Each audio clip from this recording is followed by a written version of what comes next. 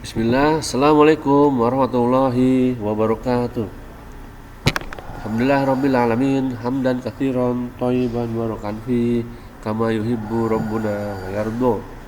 Asyhadu an la ilaha illallah wahdahu la syarikalah wa asyhadu anna Muhammadan abduhu wa rasuluh. Baik, anak-anakku kelas 6, kita lanjutkan materi pembelajaran tematik. Sebelum kita lanjutkan, Bapak ulas dulu sebentar. Ini tema 4, subtema 3, globalisasi dan cinta tanah air. Masuk subtema 3 ya. Bapak ulas sebentar. Ini pembelajaran ke-1. Ayo mengamati. Di era globalisasi ini, semakin banyak teknologi canggih yang ditemukan. Hampir seluruh penemuan tersebut menggunakan energi, khususnya listrik.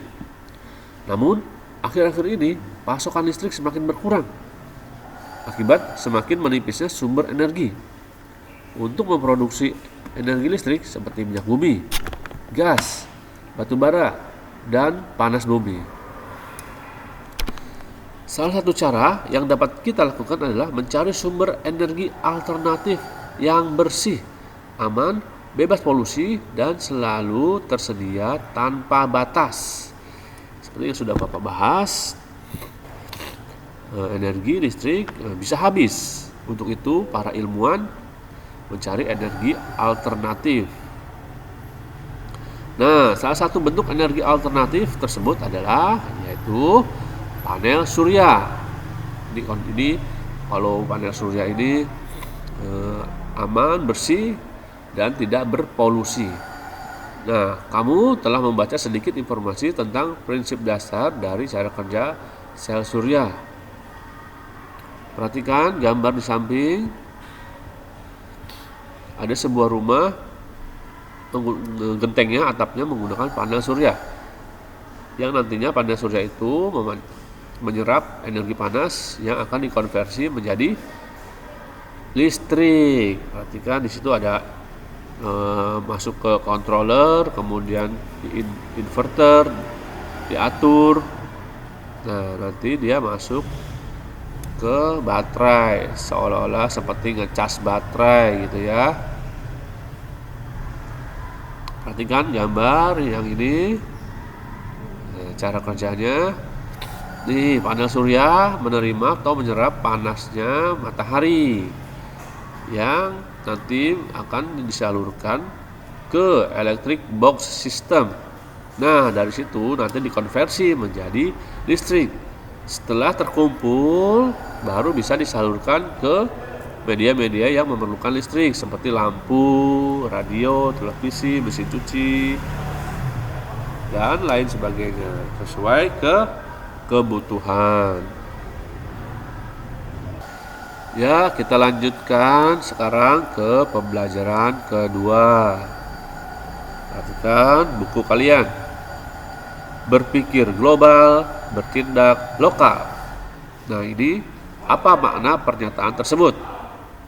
Ayo, mari kita diskusikan. Ayo mengamati. Perhatikan, amati poster ini. Ya, ada sebuah poster. Slogannya adalah berpikir global, bertindak lokal. Nah, maksudnya gimana? Mungkin sedikit Papa beri penjelasan. Berpikir global, karena ini era globalisasi, maka kita sudah bisa menyerap atau menerima atau mencari informasi dari belahan dunia lain, negara lain. Nah, jadi pengetahuan kita sudah bertambah. Nah, itu jadi cara berpikir kita sudah bertambah ketika informasi dari negara-negara lain masuk ke negara kita. Nah, untuk bertindak lokal apa maksudnya? Nah, karena budaya-budaya asingnya sudah kita serap di Indonesia, kita pelajari, mungkin bisa kita ambil yang baik-baiknya. Nah, bertindak lokal bisa disalurkan di negara kita. Contoh kemarin mengenai pencaksilat, ya, dari negara-negara lain, dari Jepang ada Aikido, dari Korea ada karate, taekwondo, jujutsu, apalagi ya, nah itu sudah kita pelajari, bahkan bisa kita latihan sendiri, pelajari sendiri, kemudian kita melatih anak-anak yang ada di Indonesia. Jadi kita serap pengetahuan dari mancanegara, kemudian kita terapkan di Indonesia, di negara kita, dalam hal yang positif, yang baik-baik ya.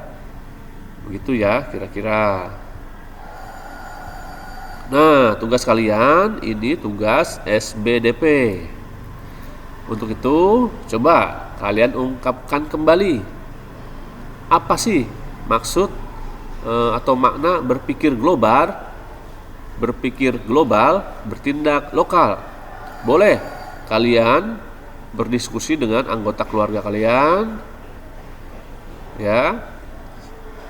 Kemudian kalian kirim, bisa berupa voice note atau bisa berupa tulisan yang kalian tulis, kemudian difoto dan kirim ke Bapak, gitu ya.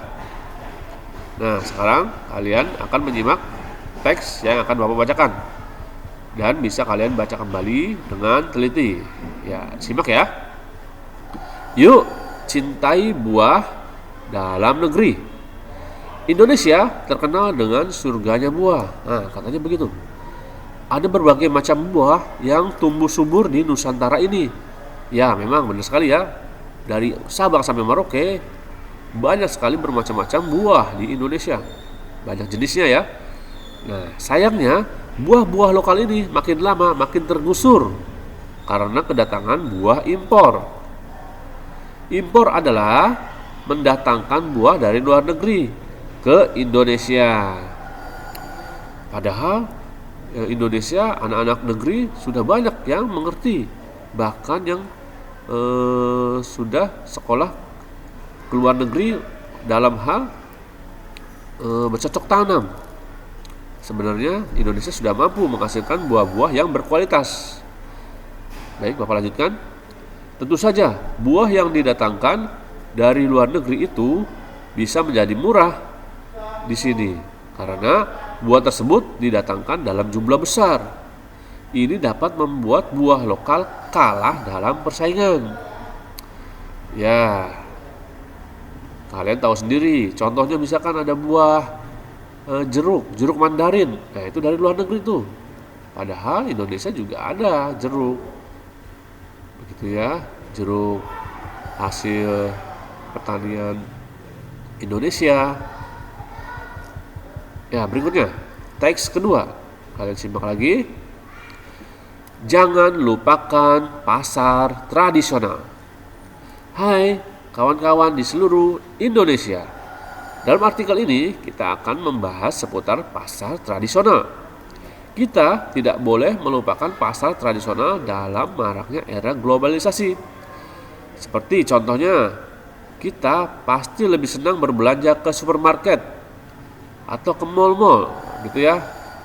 Karena suasananya tidak pengap dan lebih nyaman untuk berbelanja. Biasanya ada AC-nya ya, jadi segar, tidak pengap. Dibandingkan dengan berbelanja di pasar tradisional, iya becek gitu ya, campur aroma-aroma jualannya ya. Nah, apakah kalian lupa Indonesia dari zaman dulu terkenal karena pemasaran sumber daya alamnya? Dulu hanya ada pasar tradisional yang telah memperjualbelikan berbagai barang, sehingga pasar tradisional merupakan warisan budaya leluhur kita terdahulu. Mungkin pasar tradisional sudah ada sebelum masa penjajahan di Indonesia. Banyak kapal-kapal asing berlayar ke Indonesia karena ingin membeli rempah-rempah yang terjual pasar-pasar yang terjual di pasar-pasar tradisional. Nah, pasar tradisional tidak akan berubah ciri khasnya secara total. Maka dari itu, pasar tradisional tidak boleh dilupakan. Betul, untuk membantu seperti yang kita bahas kemarin, untuk membantu perputaran perekonomian di pasar tradisional di kalangan menengah bawah.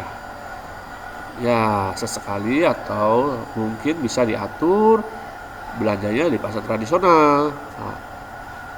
Nah, selain interaksi dengan penjual, ya kita bisa bertransaksi jual beli, masuk pasar. Nah, kita mengikuti sunnah-sunnah yang kita ajarkan bagaimana masuk pasar, gitu ya. Teks yang ketiga, kita simak kembali. Mari gunakan produksi dalam negeri. Menteri ESDM mengkampanyekan gerakan Aku Cinta 100% Indonesia. Maksudnya apa sih? Gerakan Aku Cinta 100% Indonesia? Ya, maksudnya Menteri ESDM mengajak untuk menggunakan seutuhnya dari dalam negeri, buatan Indonesia sendiri, baik belanja maupun menggunakannya barang-barang yang diproduksi oleh Indonesia.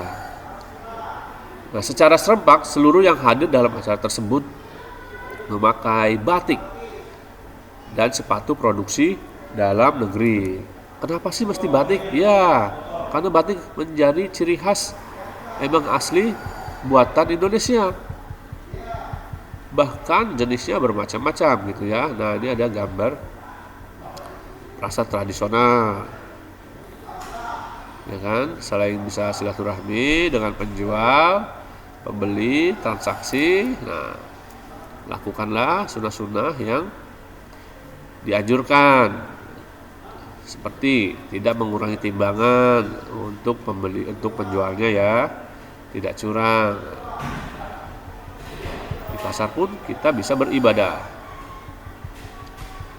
Ya, lanjutkan. Gerakan Cinta Indonesia memiliki arti sangat strategis. Tidak hanya untuk menghadapi tantangan krisis ekonomi global, tapi juga untuk membangun kemandirian bangsa di bidang ekonomi. Gerakan ini bukan hanya menjadi kampanye biasa, tapi menjadi gerakan bersama, tidak bersifat statis dan bukan kebijakan proteksionis. Diprotek, bukan ya, karena tidak termasuk kebijakan tarif. Potensi pasar dalam negeri sangat besar. Dengan jumlah penduduk Indonesia ini kemarin berapa? 230 jutaan ya, atau 250 juta. Dan hampir 50% terdiri dari penduduk berusia di bawah 29 tahun. Ini harus dimanfaatkan secara optimal melalui gerakan ini. Semua pihak diharapkan untuk lebih memprioritaskan penggunaan produk dalam negeri sehingga kemandirian bangsa dapat terbangun. Program kampanye Cinta Indonesia ini bertujuan untuk meningkatkan apresiasi masyarakat terhadap produk barang dan jasa dalam negeri, serta meningkatkan citra Indonesia di mata internasional. Diharapkan dengan dicanangkannya gerakan ini, maka pasar produk dalam negeri bisa ditingkatkan, sehingga tekanan terhadap sektor industri bisa dikurangi dan gejala pengurangan tenaga kerja dapat dihindari. Jadi tidak ada yang putus pekerjaan gitu ya. Kita bisa menjadi pengusaha. Ini sumber dari www.sdm.go.id. Ya, ini tugas bahasa Indonesianya. Berdasarkan teks yang sudah kalian simak, kemudian bisa kalian baca kembali. Maka tuliskan hasil diskusi dengan orang tua kalian. Nah, di sini nih. Ya. Coba apa? Contoh sikapnya yang bagaimana? Berpikir global, bertindak lokal. Maksudnya bagaimana? Oh ya, ini sekaligus digabung saja deh. Tugas SBDP dan bahasa Indonesia. Jadi kalian perhatikan poster yang tadi, yang slogannya berpikir global, bertindak lokal. Kemudian kalian isi bagan ini, nah ini bahasa Indonesia. Jadi 2 pelajaran digabung ya. Nah, dari slogan berpikir global, bertindak lokal, contoh sikapnya seperti apa sih? Nah, gitu ya. Bukan contoh sikapnya yang apa juga, seperti apa juga. Kemudian dampaknya apa? Nah, dari hal ini. Kemudian pengertian dari berpikir global, bertindak lokal, itu apa maksudnya? Itu ya. Nah, jadi ngerjakan tugasnya cuma sekali aja nih. Ini kolom ini kalau kalian muat langsung di kolom ini, atau kalau tidak muat di buku tulis. Seperti biasa difoto kemudian dikirim. Ya, jadi tugasnya sekaligus ini ya. Mengerjakan satu sekaligus 2 pelajaran. SBDP dan bahasa Indonesia. Ya, sampai sini dulu materi tematik kita hari ini. Saya Guru Sonjay. Mengakhiri. Assalamualaikum warahmatullahi wabarakatuh.